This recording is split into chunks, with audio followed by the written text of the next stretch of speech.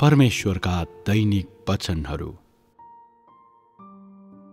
परमेश्वरको 6000 वर्षको व्यवस्थापनको योजना अन्त्यतिर आइरहेको छ र उहाँ देखा पर्नुभएको खोजी गर्ने सबैका निम्ति राज्यको ढोका यसअघि नै खोलिसकिएको छ।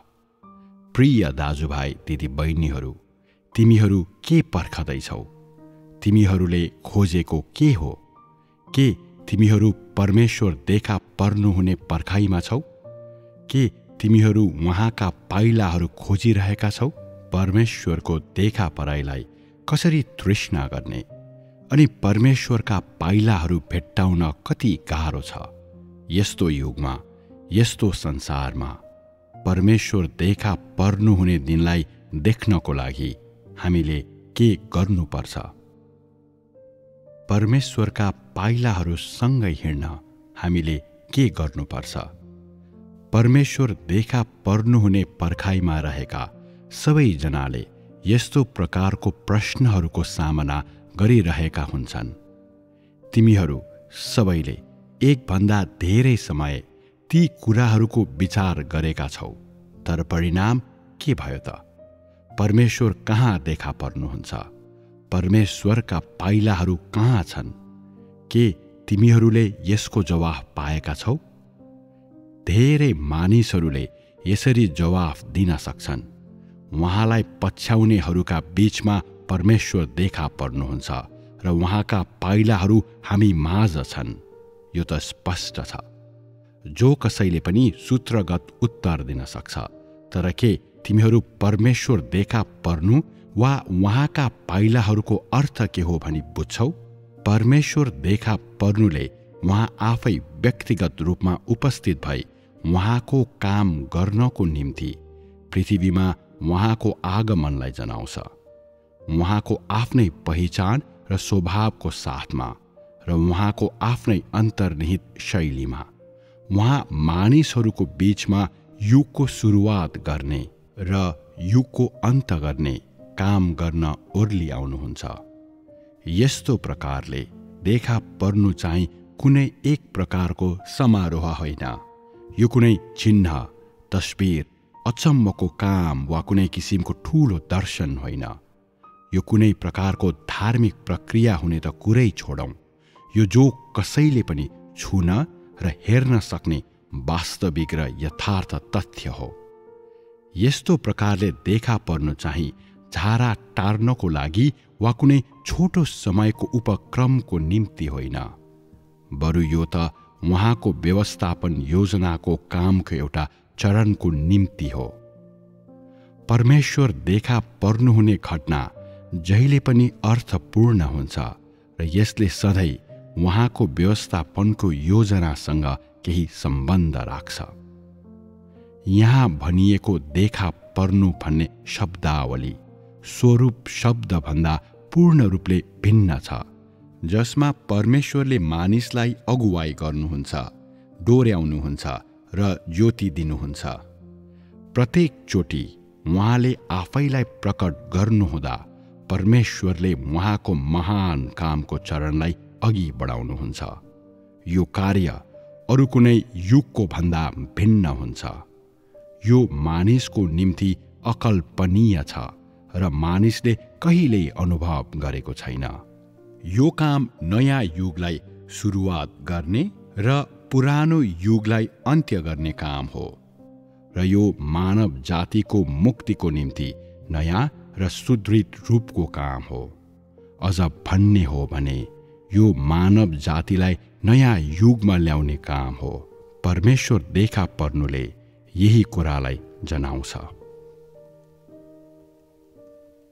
तिमीहरूले परमेश्वर देखा पर्नुको अर्थ के हो भन्ने बुझिसकेपछि कसरी तिमीहरूले परमेश्वरका पाइलाहरूलाई खोज्नुपर्छ? यो प्रश्न व्याख्या गर्न गाह्रो छैन। जहाँ परमेश्वर देखा पर्नुहुन्छ त्यहाँ तिमीहरूले उहाँका पाइलाहरूलाई भेट्टाउनेछौ। यस्तो व्याख्या सरल सुनिन्छ, तर अभ्यासमा ल्याउन त्यति सहज छैन, किनकि धेरै मानिसहरूलाई परमेश्वर कहाँ देखा पर्नुहुन्छ भन्ने थाहा छैन। उहाँ कहाँ देखा पर्न चाहनुहुन्छ, कहाँ देखा पर्नुपर्ने हो भन्ने बारेमा थाहा हुने त कुरै छाडौँ। केहीले आवेगका साथ विश्वास गर्छन् कि जहाँ पवित्र आत्माको काम हुन्छ त्यहाँ परमेश्वर देखा पर्नुहुन्छ।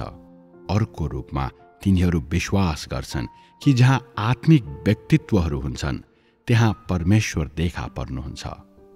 त्यस्तै अर्को रूपमा तिनीहरू विश्वास गर्छन् कि जहाँ उच्च प्रतिष्ठाका मानिसहरू हुन्छन् त्यहाँ परमेश्वर देखा पर्नुहुन्छ।